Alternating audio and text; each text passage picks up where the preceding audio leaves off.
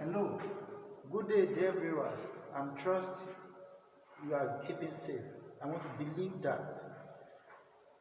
I'm your regular tutor, Damilari Akilude, and today we shall be learning Montessori primary curriculum. Montessori. When we say Montessori, what do we mean by the term Montessori? What do we likely refer to as Montessori? Okay, as Montessori be able to be of help. Okay, let's move on. Primary program benefits. The Montessori approach allows children to learn from understanding rather than being told to learn from understanding. From this understanding, your child is able to develop confidence and a joy of learning. It develops confidence and a joy in learning. That's what Montessori does. By understanding how children learn, the teachers can provide your child with tools and opportunities tailored to the way they experience the world around them. Tailored to the way they experience the world around them. Okay? At the same time, there is a strong physical dimension to many Montessori activities. Strong physical dimension to many Montessori activities. Encouraging dexterity, balance, and appreciation of shape, colors. Encouraging ability to differentiate, to balance. Now, what do you mean? Montessori, learning the Montessori way is literally learning for life. Learning for life. That is what we mean by learning the Montessori way. Learning for life. Okay. Now, what all these elements have in common is that they are providing the building blocks. That's what it does, of future learning for our pupils, for our kids. Okay, let us not call them kids. For our pupils, for our children, for our young boys and girls. Okay. Blocks of learning, future learning in handwriting, your child's capacity to engage with material and information, and providing the tools with which to manipulate it. So what is so special about Montessori classroom? These are the things that is so special about Montessori. There are four main elements that distinguish it from our traditional classrooms. Number one, all equipment is accessible to your child and is always available to the child. All equipment is accessible to your child and is always available to the child. All equipment. Number two, your child has freedom of movement, both indoors and out, as well as choice of what to do for much of the day. Freedom of movement, both indoors and outdoors. These are the elements that distinguish it from our traditional classrooms. Okay, and this is what makes Montessori classes special. Let's go through it again. Number one, all equipment is accessible for your child and is always available to the child. It makes the child understand more than just trying to write, or better still, not being able to cope with the learning stops. Your child will have personal responsibility for their work. This requires an awareness of the needs. It requires an awareness of the needs of others, avoiding dangerous or hurtful actions, keeping the equipment and resources tidy, putting things away after using them, being good role models for younger children. That's what all these are what Montessori assists us with. Developing a true social awareness. A true social awareness. Okay. Now, the last thing we are going to consider about this is beauty and harmony. This aspect is too often ignored by those who focus too much on the content of learning. Montessori felt strongly that the environment must be aesthetically pleasing to encourage learning and concentration. In any school like ours, where Montessori is considered or taken, the environment is key, unlike several other teaching environments. You see, a child learns more when the environment is pleasant, is welcoming.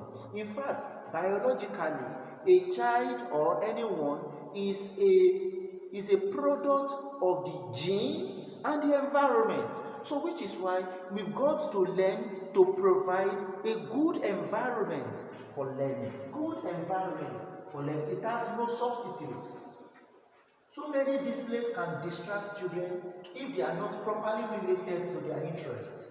It reflects the manner in which the Montessori classroom is calm and activities are self-directed. Okay, classroom Montessori calm and activities are what? Well, self-directed. Self-directed. The child could do things on its own. Practical life curriculum. Practical life activities are the activities of everyday life, and they are involved in all aspects of life. They are involved in all aspects of life.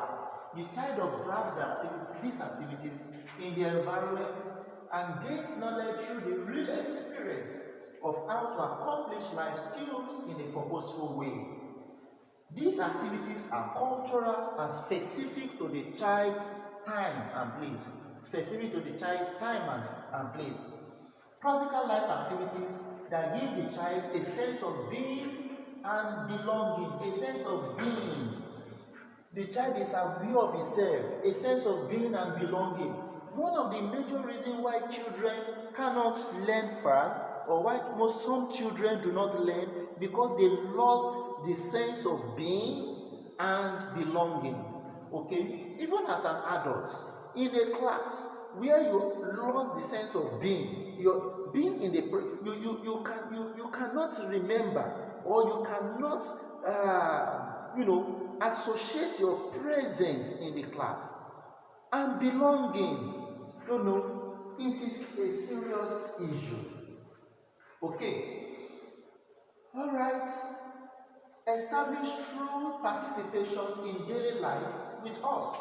Through practical life in the child, through practical life, the child learns about his culture. The child learns about his culture and all about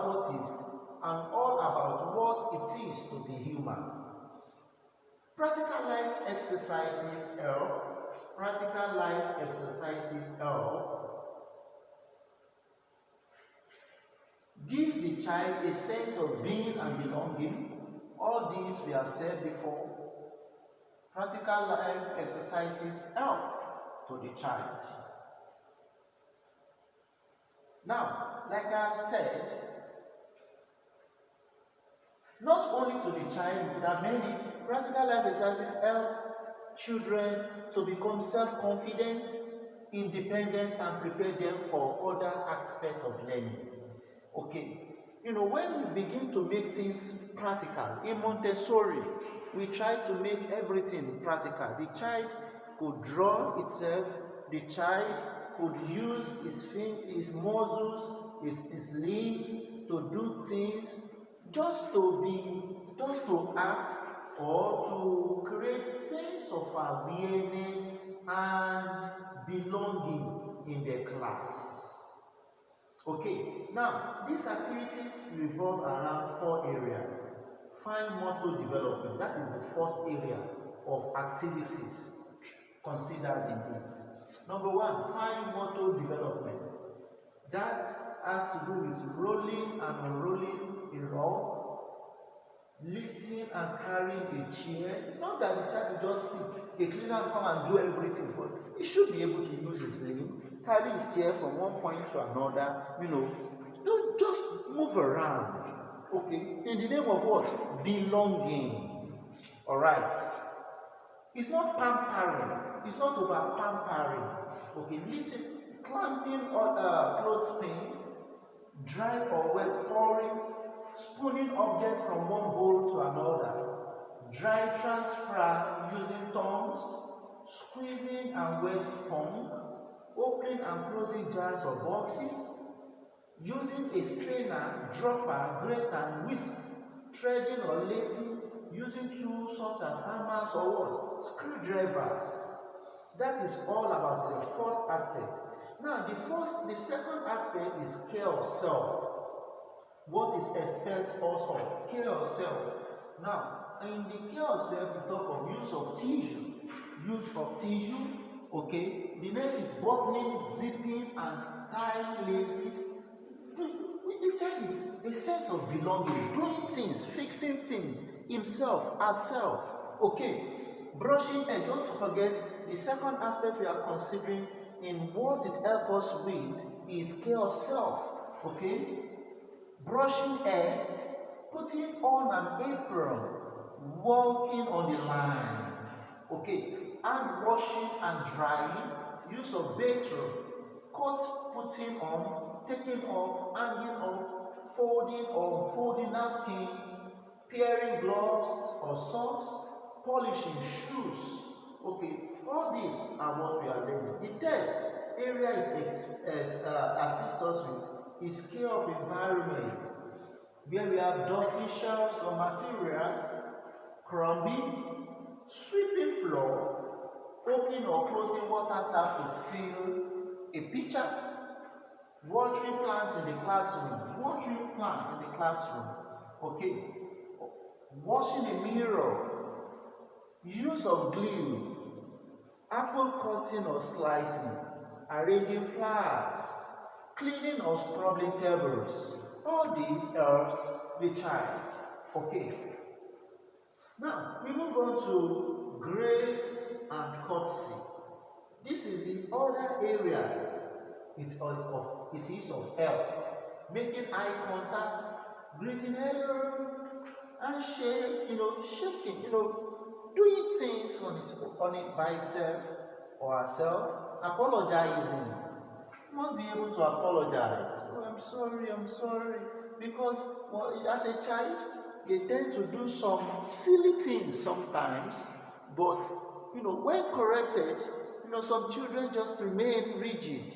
In the study and the use of Montessori to learn, the child tries to you train the child to apologize. The three golden words: please, sorry, and thank you. Showing gratitude, apologizing, and being apologetic can't be overemphasized, even among adults. Asking for help, please, could you please help me out? Excusing oneself, please may I be excused? Please may I use the ladies? Please may I? Excusing oneself, handling sharp objects, interrupting, offering a snack, watching observing a friend, walking around the room, speaking softly, individual snack or group snack. All these are what is considered. In the kindergarten program, practical life emphasizes the development of life skills that support independence, thoughts and action.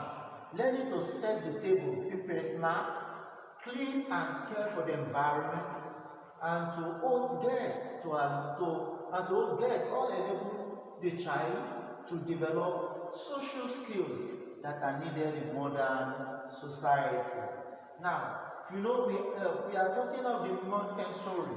So we have under that we are considering the pre-sensory, the sensory, and the post-sensory. So when we talk of sensory curriculum, Maria Montessori believed that, that is the name of the discoverer of these concepts. Maria Montessori believed that nothing comes into the mind except through the senses. That is why we are studying sensorial curriculum. Senses, using the 5 sense organs. In science, we call it organoleptic tests. You taste, feel, hear, see. All these are what? Concept, nothing comes into the mind except through the senses. During the years between 3 and 6, as children develop their senses, their attention is directed towards the environment. Which is why we say a child is a product of gene and the environment. We cannot leave the environment out of learning excellence or out of a learning performance. A child that has some deformities inside but is exposed in the environment to excellent learning facilities, environment, and with time the child jacks up. He or she jack up. Okay, he overcomes the innate deformities with time, but most times it takes a very long time. Okay, this material, the purpose of sensorial activities is to help the child in his effort to sort out the many varied impressions given by the senses. These materials are specifically designed to help the child develop discrimination, order, and to broaden and refine the senses. These materials also help prepare him to be a logical aware, and perspective person. When we talk about sensory materials, they are designed with a built-in feedback to control of error, to show when mistakes have been made. There has to be a feedback. A child is given something to do. He or she has to learn how to be able to do it. Okay? For every assignment, for every work given to do, there has to be a feedback, and an excellent one, for example. Okay? So, as we move on, the child remains independent. As time continues, of your oversight and develops an inner personal incentive to practice and improve. After experiencing sensorial activities, the child's perception will appear inherently structured and capable of comprehending abstract concepts. Okay, now what do we mean by that? The ability of the child to distinguish, to differentiate, okay, to think fast, using several things the child can use his hand to do. Okay, now we move on to the visual discrimination part.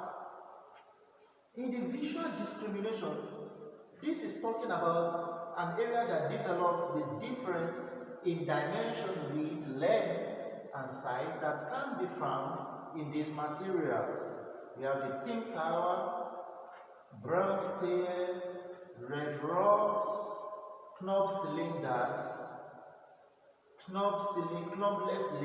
color tablets, box 1, 2, 3, monomial, binomial, and trinomial cube.